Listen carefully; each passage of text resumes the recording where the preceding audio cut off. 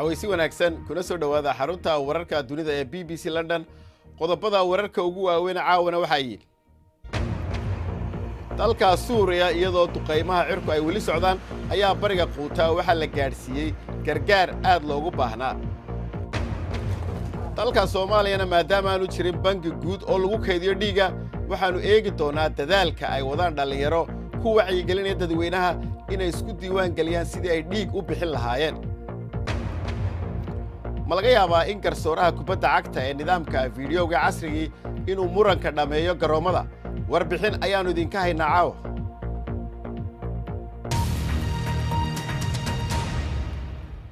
weli uma muuqato inay soo yaraanayso duqeynta lagu hayo bariga quuta ee dalka Suuriya inkastoo tobannaan baabuur oo sida gargaar ay ugu dambeyntii halkaasi gaadheen gargaarkaasi oo aad loogu baahnaa 400 oo kun oo rayd ah ayaa ku go'doonsanaa magaaladaasi hareeraysan kuwaasi oo aanu helin cunto daawo iyo sahay kale muddo toddobaadyo ah farxaan maxamed jimcaale ayaa ka warramaya dadkani waxa ay sheegayaan in xaafadoodii oo dhan ay qaxayso markii ciidamada Suuriya ay soo galeen nin ayaa habaaraya Ruushka iyo Iiraan oo xulafa ay yihiin rejiimka weerarada cirka ayuu sheegay in ay ku jiraan bambooyinka clusterka ee la mamnuucay 400 kun oo qof ayaa ku nool bariga quuta oo ah dhul xaafado yaryar ay ku yaalaan badankoodu waa rayd awoodi waayay inay ka baxsadaan dagaalka dadka aan baxsan waxa ay halis ugu jiraan inay dhintaan dagaalka Suuriya wuxuu abuuray dhibaato iyo dil aan kala sooc lahayn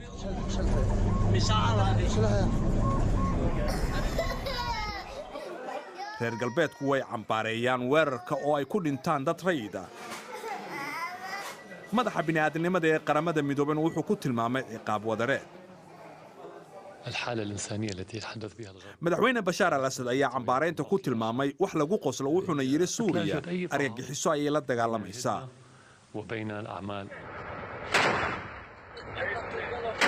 weerarada dhinaca cirka waxa ku xiga ciidamo dhulka ah oo ku siqeeya magaalada Bilal Allah yakhli liyak istiraatiijiyaduna waa in bariga quuta laba loo kala jaro wada hadallada kooxaha mucaaradka iyo Ruushka ayaa muddo socday ma kala cadda in ujeedku yahay xabad joojin ama inay isdiibaan kooxda ugu weyn mucaaradka Jaysh al-Islaam ayaa sheegatay in ay dib isku soo urursanayaan dagaalku wali waa uu socdaa rajiimkana waxaa ka go'an soo afjaridda goobtii ugu dambeysay ee mucaaradka ee duleedka Dimashq iyagana waxa ay ku jiraan xaalad isbadbaadin ah dalka Sierra Leone waxaa toddobaadkan loo dareerayaa doorashooyinka kadib 10 sanadood oo xafiiska joogay madaxweyne Ernest Bai Koroma xukunka ayuu ka degayaa sida uu dastuurku qorayo balse waxa uu ka tagayaa dhibaato dhaqaale Ismaan Cabdi Xasan ayaa ka warramaya doorashooyinka Sierra Leone in ka badan 200 oo sano ka hor ilaa markii adoomada la xoreeyay laga soo dejiyay dekedan Freetown waxay wali qaar ka mid ah ganacsada yaryar dareemayaan inaysan dhaqaale ahaan xor ahayn alaabta magaalada waxaa loogu keenaa doonyo in badan oo ka mid ah ganacsada halkan waa haween oo badi laga dhintay alaabta ay gadayaan deyn ayay ku soo qaataan marka ay deynta iska bixiyaanna inta soo hartay faa'iido ayay u qaataan waa nolol wixii la helo horay laga cunayo waxaan halkan u yimid inaan noolaado ninkayga waa iga dhintay 5 caruur ah ayuu iiga tagay mana haysto cid i caawisa wakiilada ganacsada waxay sheegayaan in madaxweyne walba uu ballan qaaday isbedel balse uusan samayn halkan suuqeenna waxay keeni jireen adoomada taasina waa sababta weli ilaa maanta aan u dareemayno adoonsiga hogaamiyaasha way ku guuldareysteen inayna caawiyaan alle ayaynu baryaynaa inuu si guul leh u soo baxo musharaxii adoonsiga naga saari lahaa 10 sano u dambeeyay dawladda Sierra Leone malaayiin dollar ayay ku bixisay canshuur dhimista si ay u soo jiidato ganacsada waaweyn sida kuwa macdanta dhaqaalayahanadana waxay sheegayaan inaan mudnaanta la siin ganacsatada yaryar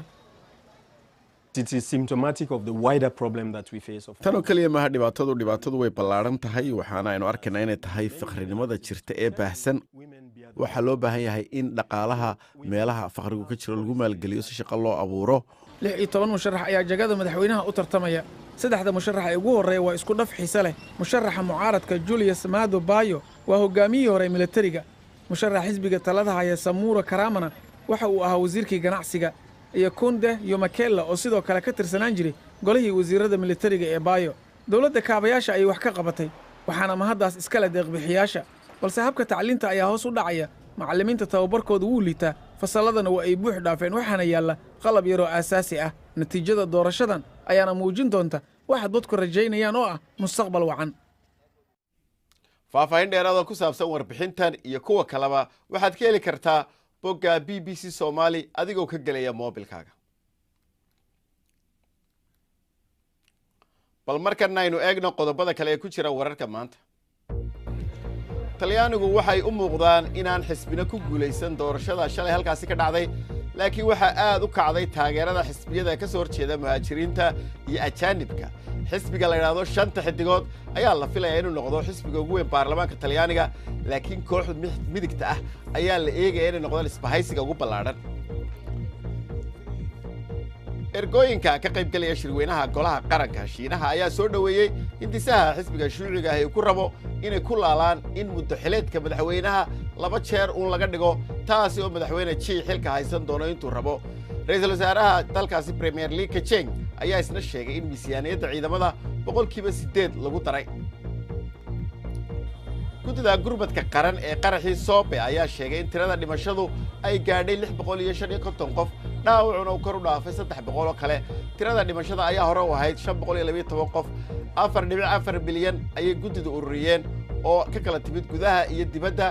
1350 qof oo ka mid ah ehelada dadkoodu ku waayay qaraxa ayaa tabarucaadkaasi la gaarsiiyey 234 qof oo ka mid ahna ganacsi ayaa loo abuuray dawladda Soomaaliya ayaa xalay shaaca ka qaaday in la soo gabagabeeyay hawshaasi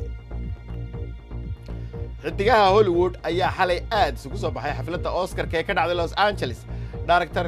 Guillermo del Toro filimkiisa jacaylka ah ee The Shape of Water ayaa qaaday Oscar-ka muuqaalka ugu fiican Frances McDormand ayaa iyaduna waxay qaadatay taajka atriishada ugu fiican filimka ay matashay ee la yiraahdo Three Billboards Outside Ebbing, Missouri actor-ka ugu wanaagsanna waxa qaaday ninka matalay filimka ka hadlayay Winston Churchill Gary Oldman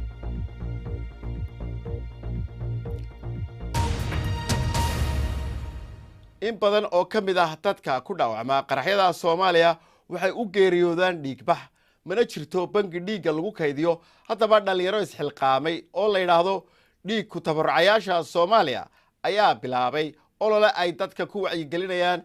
si ay dhiig u bixiyaan wariyaha BBC ee magaalada Muqdisho Cali Nuur Salaad ayaa warbixinta noo soo diray ogaanshaha nooca dhiigga iyo in uu caafimaad qabo waa muhiimadda koowaad ee kooxdani waxa ay in muddo ah diiwaangelinayeen xogta iyo xiriirka ku tabarucaha dhiigga si loo helo markii loo baahdo waxa ay isku dayayaan in ay dhallinyarada ku qanciyaan in ay dhiig bixiyaan waa hawl ay toddobaadkiiba mar qabtaan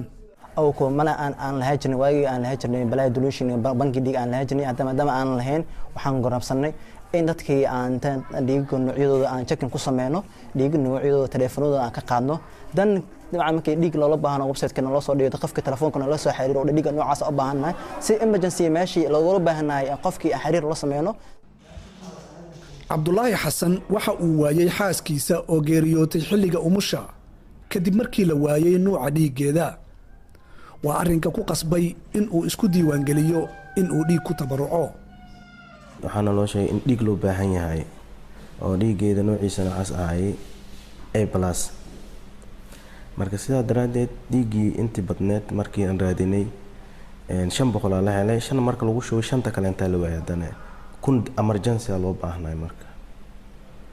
sidaa daraaddeed intii dhiigga lagu maqnaayay geeriyootay marka ay Soomaaliya ma laha bangiga dhiigga lagu kaydiyo ilaa iyo burburkii dawladda olahan waxa uu diiwaangelinayaa dadka dhiigga ku tabarucaya si markii loogu baahdo loogu yeeri karo.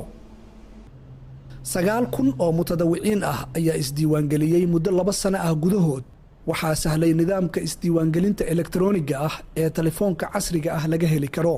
isbitaalkan waxa uu qaabilaa dhaawacyada qaraxyada Muqdisho ka dhaca kuwooda ugu badan, balse isbitaalku si uu dhaawacyadaasi ula tacaalo ma haysto kayd dhiig oo ku filan. sidaa darteed waxa uu ku tiirsan yahay dadaalka dhalinyaradan isxilqaamay ay sameeyeen oo ay ku ururinayaan xogta dadka doonaya in ay bixiyaan dhiigooda. waxaa arkaysaa qaraxa dhacayo qaarkood waxay imaanayaan HB-ga waxa la yiraahdo waxa waaye cabiraadda dhiigga aan ku sameeyno oo 4 oo 3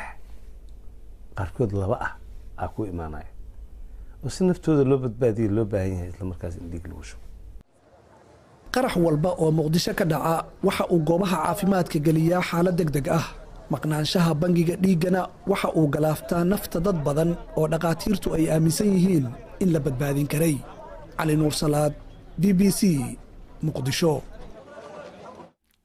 caawa iyo wararka ciyaarahan haddii aynu eegno ciyaaryahanka Eric Bailly ayaa la filayaa inuu ciyaaro kulanka Manchester United iyo Crystal Palace ee caawa oo ka tirsan horyaalka Ingiriiska ee Premier League. Bailly ayaa door muhiim ah ku yeelan doona ciyaartan iyadoo United ay doonayso inay ku dhawaato dhibcaha Man City. tababare Manchester City Pep Guardiola ayaa ku farxay guushii shalay ay ka gaadheen ciyaarta ay la yeesheen Chelsea oo 1-0 ku direen. imika waxay ku hogaaminayaan 18 dhibcood. waxaa kubadda cagta ku dhacaya isbedelkii ugu weynaa muddo sanada ah, waxayna u badan tahay in qalabka muuqaalka casriga ah loo adeegsado tartanka kubadda cagta ee dunida ee soo socda. qalabkan VAR loo soo gaabiyo wuxuu garsoorayaasha u fududaynayaa inay ogaadaan qaladaadka iyo dhacdooyinka lagu murmo sida goolasha ama goolkulaadka. FIFA ayaa ansixisay kadib tijaabooyin aad u sarreeya oo lagu sameeyey inkastoo go'aanadu qaar ay muran dhaliyeen. Axmed Xaaji Xasan. laga soo bilaabo gacantii Diego Maradona iyo cadaalad darro ka dhacday ciyaaraha culus, kubadda cagta muddo ayay ka soo horjeeday teknolojiyadda si garsoorayaasha ay go'aan muhiima u qaataan. kadib codayntii taariikhiga ahayd waxaas oo dhan way isbedeleen, balse qalabkan muuqaalka caawinta garsoorayaasha ama VAR hadda waa la fasaxay. VAR-ka kubadda cagta iyo garsoorayaasha ayuu u fiican yahay, cadaalad ayuuna u yahay ciyaaraha. sababahaas dartood ayaan u ansixinnay. VAR waxaa loo adeegsanayaa sixidda qaladaadka goolasha, goolkulaadyada, kaararka cas iyo khaladaadka kale. ku dhowaad 1,000 ciyaarood ayaa 2 sano oo tijaabo VAR ah lagu sameeyey. ciyaartii Tottenham ee Rochdale ee isbuucii tagay ayaa tijaabada qayb ka ahayd, balse waxaa lagu dhaleeceeyey dib u dhac ka dhashay dib u eegidda muuqaalada, waxaana la sheegayaa inuu wax u dhimayo jawiga ciyaarta.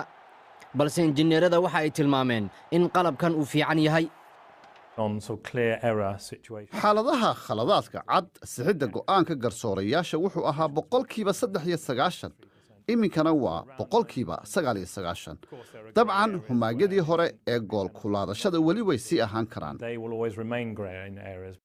VAR waxay u badan tahay in koobka adduunka ee sanadkan loo isticmaalo, laakiin kooxaha qaar ee England ayaa ka goos haysta, taasoo dib u dhac keeni karta. howl badan ayaa weli dhiman sida madaxda ay sheegayaan. waxay la tahay in daawadayaasha, dedejinta baaritaanada, sii wadidda ciyaarta dhammaan waa in laga shaqeeyo, balse waa in dadka aan u sheegno waa wax yar oo isbeddel weyn leh. hogaamiyaasha ciyaaraha waxa ay doonayaan inay baabi'iyaan khaladaadka kubadda cagta, balse qof kasta oo ka fikiraya in teknolojiyaddan ay joojinayso muranka waa inuu mar kale dib u fikiraa. ugu dambeyntiina caawa dalxiisayaasha beer xayawaanka lagu hayo Hindiya ku taala ayaa waxa ay la kulmeen dagaal ilkaha la isula tegay oo dhex maray madax kuti iyo shabeel weyn. madax kutida Shagi oo iyadoo aan hore u soo bixin ayaa waxay aragtay iyadoo caruurteedu soo weeraray shabeel, dabeeto waxba lama hadhin hooyadaasi. waxaana ay ku tusaysaa hooyadu inay mar walba difaacdo caruurteeda. intaasi ayaanu ku soo gabagabeynaa barnaamijkeennii caawa. waa mahadsantihiin. nabadgelyo.